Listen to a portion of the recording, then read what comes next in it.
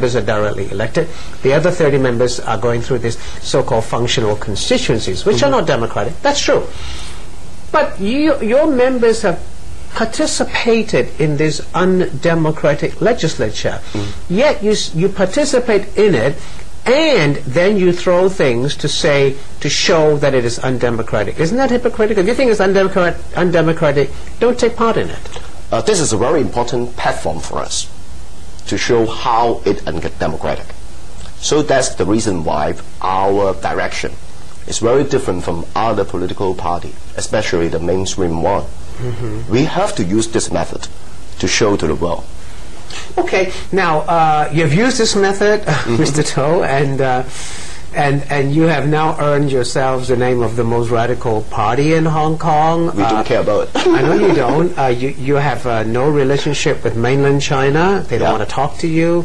You have very bad relationship with the government, and recently, because of what the Democratic Party did in holding talks with Beijing on democracy, your relationship with the Democratic Party has also soured a lot. Yeah. So you don't really have that many friends. Yes. And if you look at the public opinion polls, the popularity of your 3 LegCo members have gone down quite dramatically.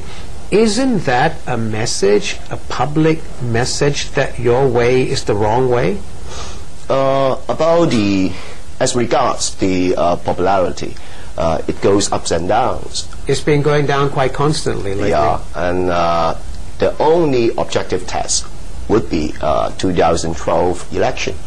And that's when the Legislative Council has elections. Yes, that's right. And that's the most important time that we can assess whether we are successful or not. But for the relationship with the Democratic Party, we have to stress that we are not going to split it. You're not going to split the democracy movement? Yes. We are You're not being going blamed to, for it? Because who betrayed democracy in Hong Kong? The Democratic Party. They have accepted a political proposal made by the central government that there is no real universal suffrage. There is still separate voting system, and we don't know when the functional constituency be abolished. And that's the problem that we argue with them. We have to tell the people that this is not a democratic political package. But Mr. To, you used the word betrayal, and that word's been thrown around quite a bit lately, following the Democratic Party's negotiations with Beijing. Isn't that too strong a word? Because what the Democratic Party did was they looked at what was on offer. They didn't accept it. Neither did you. And Beijing said, no, that's it, take it or leave it.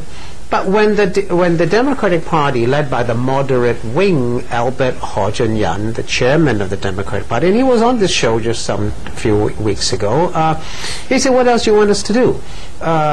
We can either stand still, and we've stood still for 20-something years, or we can move forward. And they accepted what some see as a half-full glass. You see it as a half-empty glass. And the Democratic Party accepted that. I had Ronnie Tong from the Civic Party here a few weeks ago. He said it's a half-full glass. Yeah. Next to him was sitting James To from the Democratic Party, who said it was a half-empty glass, because James To doesn't agree with his own party's position. Yeah. So it is not betrayal, it is political compromise. I don't think this is a political compromise, because the Democratic Party has said once and again that they have the veto power in the legislature. They were against the de facto... If they all voted, the package would not have gone through. Yeah, let them do like this. But where would that get you, Mr. To? Nowhere. You're standing still. Taking an instance, last time, in 2005, you vetoed it. They did, yes. The central government will give you the timetable and roadmap. Although we don't believe it, it is a real one. But at least they make compromises. But now when you make compromises with the central government to accept the political package, the consequence would be and changes the functional constituency into our political system. Next time. It entrenches the fund. So you're saying the only way to negotiate with the central government is through confrontation, not compromise. Not exactly confrontation, but That's you what you have to just said. stand firm. You have to stand firm on your principle. If you cannot stand firm on the principle, then you will lose in the negotiation table. When you discuss, negotiate. But you don't know, Mr. To, you don't know that if you stand firm on your principles, that the central authorities will give in. They will. You don't know that. Last time there is also a bottom line with the central authorities. Yeah, that's the reason why we have a different direction with the mainstream Democratic Party. We believe that this is the only way that we can press the central government to give in. And that is the only way that we can mobilize and organize the Hong Kong people to fight for democracy. But the Hong Kong people don't see it your way. They don't think you should confront Beijing. They say they're tired of it. They want to accept what is on offer.